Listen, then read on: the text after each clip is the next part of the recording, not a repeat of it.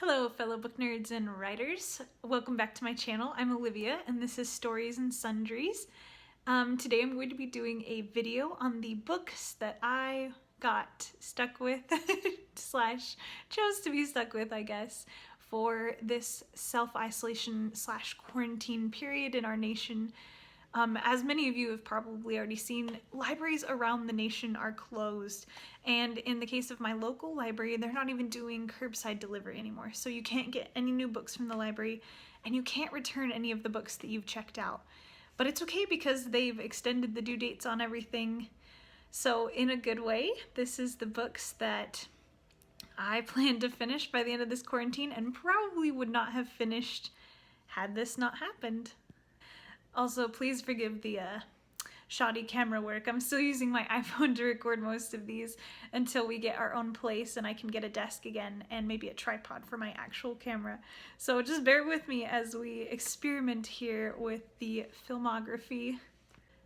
I'm also totally using my son's room to record this because it's the nicest room in the apartment. There are 6 of us living here as adults now and our one son. And so, you know, I'm also like super pregnant, like due this month, April, yeah! But he also has this like super nice bookshelf and my extra comfy rocking chair. So you know what, here we are. This is his room. Enjoy. Okay, so the first book from the pile that I wanted to show you is Anne of Avonlea. So I don't know how many of you are familiar with the Anne of Green Gables book or series, actually, as it is. I absolutely love these series and I've loved them since I was a little girl.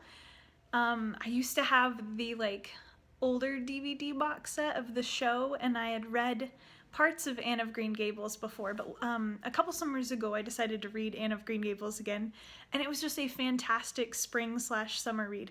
So when I was at the library, I was so sad that Netflix's Anne with an E got canceled, but I decided to check out the second book because I've never read it. And because I felt like if the first book was a good summer read, I'm hoping that this one will be a good spring/summer read. I haven't finished it yet, so I'll let you know when I get there. But that was the first book from my pile of quarantine library books. So the next book from the list fits along with what I wanted to do for my reading goals this year in 2020, which was to read more nonfiction books. So I ended up picking this one up. It was on the recommended by your librarian bookshelf at my local library, and it's a nonfiction book called Tolstoy and the Purple Chair. And guys, this book is fantastic. If you've never read it, please read it. It is honestly, it's honestly like one of the best books to read, especially right now with everything going on in the world and the isolation and the craziness. So to give you like a brief plot rundown of this book, it's by Nina Sankovitch. Hopefully I'm saying her name right. She talks about her experience losing her sister to cancer and how she decided to do a year of reading a book a day for a year in order to help her cope with her grief. And let me tell you, her writing is absolutely beautiful and fantastic. This book will take you on a trip through her life and through her grieving process and through the different literature that she reads and how she applies it to her own life and helps overcome her grief for her sister's loss. And man, I just was blown away because initially it was one that I checked out, but I wasn't super dedicated to reading. I wasn't sure if I would get into it. But once I started it, I couldn't put it down, and honestly, it's been one of the best books that I've read so far this year, so please, if you have any way of getting it, like Kindle, online, get it through Amazon, it would be one that I would highly recommend for you to read if you're a book lover, or grieving, or needing something to pick you up during this isolation. This is the book. Okay, so the next book that I checked out, because I am also a children's writer predominantly, and absolutely love middle grade fiction, I checked out a book called The Last Panther by Todd Mitchell. And this book surprised me.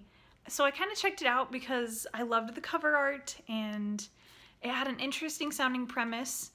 So I checked it out, and I was totally surprised by the setting, by the characters, and the whole plot in general, which I love when that happens. So the plot is that this girl, her name is Kiri. She is part of this village that lives by the sea, and her dad, who is an animal conservationist, is kind of at war with the village that lives there. Her mother was a native villager, and her father was an outsider from what they call the Wallers area. So they have two different kind of peoples. It has this really fun, like almost apocalyptic setting, but in this very island-esque life. So it's a super interesting setting, and the premise is that Kiri is trying to rescue this panther that her dad wants to capture for conservation, but that the villagers want to capture to kill because it's their way of life. They need to survive.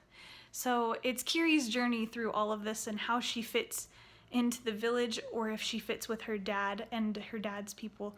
And I think it's just this really beautiful story, so I would highly recommend that one too. Okay, so the next book for my pileup is by one of my favorite poets. Her name's Mary Oliver. If you haven't read her before, please read her. She is an absolute genius and a very famous poet. But I also love poetry, so I decided to check out a poetry handbook written by her, where she walks you through the basics of poetry as a craft. Now, she also talks about how poetry is very inborn. You cannot just go off of craft as far as poetry goes. It takes a lot of learning and feeling within yourself the poem. And I thought that was really interesting, but I just love the way that she writes in this book. So it's the one I'm currently working my way through. I'm not done yet, so I'll have to give you an update on whether I enjoyed the entire book once I'm done and how my poetry was affected by it, which would be cool too. So yeah, that's the next one on my list. So I haven't actually read the last 3 books on my list, as well as the Anne of Avonlea book mentioned earlier, but I wanted to just kind of show you them, just to give you an idea of the books that I'm checking out from the library. So the next one is called It's a Bunny Eat Bunny World, and it's about becoming a children's author and breaking into the market. And now it is a little older, so it's not as relevant, but I still think maybe there's some good stuff to glean from it, so I checked it out to see what kind of advice the authors in it are giving. And I'll have to update you on this one and let you know if it's relevant or useful at this time in the children's market. I'm not really sure what the status is, to be honest. I have some good friends that I like to ask every now and then how to break into the middle grade fiction world or the children's picture book world, both of which I love but have not made it to yet, so I'll let you know when I'm done reading this one. So the next book is from my secret pleasure reading genre, which is about parenting books. And parenting books, it's just fun to read them sometimes. I don't necessarily consider myself a bad parent where I need a bunch of parenting help, but I think sometimes it's really helpful to hear some other voices give you a little insight about parenting. So this one was called How to Be a Happier Parent by KJ Dell'Antonia. Hopefully I said that right.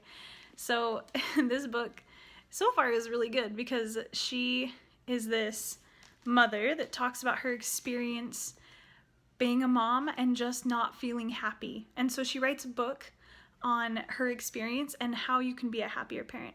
Again, I have not read this one yet. I'm looking forward to it a lot, but it's a thicker one, so I'm just pacing myself here, getting ready to dive into this puppy along with all the other ones I haven't read yet.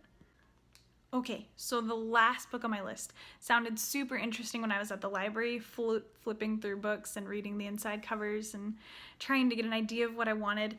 This one sounded super cool. It's called The World Between Two Covers by Anne Morgan, and in this book, she goes on to talk about how she hadn't really read a lot of books outside of her own culture, and I thought it was super cool that she goes through and talks about books from other cultures and that have been translated from other languages. And I'm really hoping to learn more about books from other languages and cultures because I honestly do not have a very big scope. Haven't read a lot of other authors outside of my own race and experience, so I think this one would be really cool to check out. Okay, so there you have it. That's my quarantine self-isolation book list and the books that I was stuck with from the library. I tend to check out way too many books and then end up not reading them and turning them back into the library because they're due.